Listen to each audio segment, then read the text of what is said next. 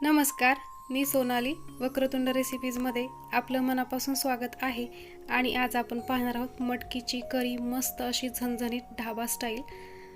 चला तर मग यासाठी लागणारे आपण साहित्य पाहूयात। झणझणीत अशी मस्त आपली चव असणार आहे आजच्या भाजीची, मटकीची करी। तर तुम्ही नक्कीच करून बघा।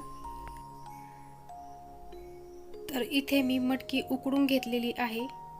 कांदा, टोमॅटो आणि खोबरं सुद्धा आहे यामध्ये, त्याची पेस्ट आहे। अद्रक लसूणची पेस्ट, गरम मसाला अर्धा चमचा, धने पावडर अर्धा चमचा, हळद अर्धा चमचा, 1 चमचा काळा मसाला आणि अर्धा चमचा लाल तिखट, अर्धा चमचा मोहरी, अर्धा चमचा जिरा, तमालपत्र 2 आणि फुटाण्याचं कूट आहे हे मी ते 2 चमचे घेतलेलं आहे।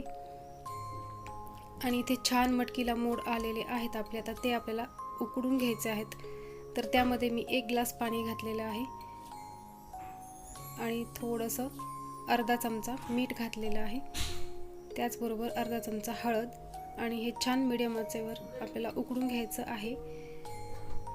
तर इकडे आपलं तेल सुद्धा गरम झालेलं आहे आणि त्यामध्ये आपण 2 तमालपत्र आधी घातलेले आहेत आणि त्यानंतर जिरा आणि मोहरी घातली आहे। ती छान तडतडली गेली की मग त्यामध्ये आपण टोमॅटो, कांदा आणि खोबऱ्याची पेस्ट घालूया। ह्या तिघांची पेस्ट मी एकत्रच केलेली आहे। तर त्यामध्ये आता आपण अद्रक आणि लसूणची पेस्ट घालूया आणि छान परतवून घेऊया। तर या मसाल्याला तेल सुटायला सुरुवात झाली की मग आपण हे दुसरे मसाले घालूया।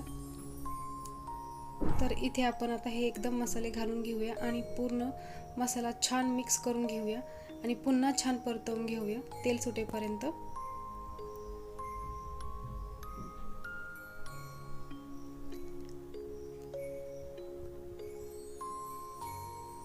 तर इथे आपला मसाला छान परतवून झालेला आहे आणि आता आपण घालणार आहोत फुटाण्याचं कूट। फुटाणे आधी मी हलके असे भाजून घेतले होते आणि त्यानंतर ते मिक्सरमधून बारीक करून घेतले आहेत। ते मी इथे 2 चमचे वापरले आहेत। त्यामुळे होतं असं की आपली ग्रेव्ही जी आहे ती खूप छान होते आणि टेस्टी सुद्धा होते। तर इथे आपला मसाला जो आहे तो छान परतून झालेला आहे आणि आता त्यामध्ये आपण हे उकडून घेतलेली मटकी जी आहे पाण्यासकट आपण मसाल्यामध्ये घालणार आहोत आणि छान मिक्स करून घेणार आहोत।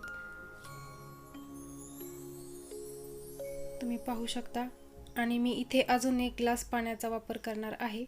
तर तुम्ही तुमच्या आवडीनुसार पाणी घालू शकता। इथे आपल्याला करी करायची आहे तर पाणी कमीच घालायचं आहे। आणि आता इथे आपण चवीनुसार मीठ घालणार आहोत। मीठ थोडंसं सांभाळून घाला, कारण मटकी उकडताना आपण थोडंसं मीठ घातलं होतं। आणि आता 5 मिनिटांसाठी छान याला शिजू देऊया।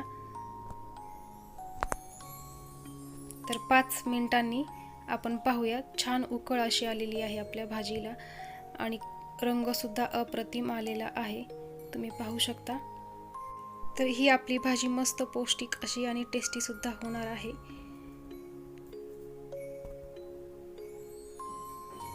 आणि आता मी हे पुन्हा एकदा 2 मिनिटांसाठी झाकून ठेवणार आहे।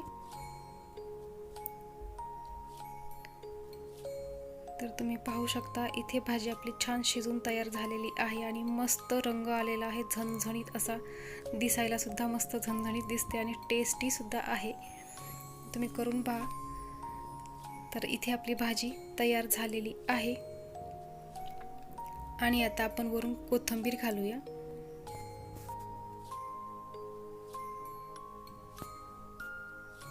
मस्त असा छान वास येत आहे भाजीचा, अप्रतिम अशी याची टेस्ट आहे।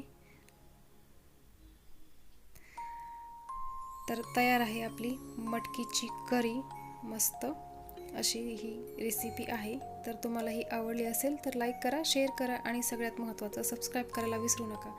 थँक्यू।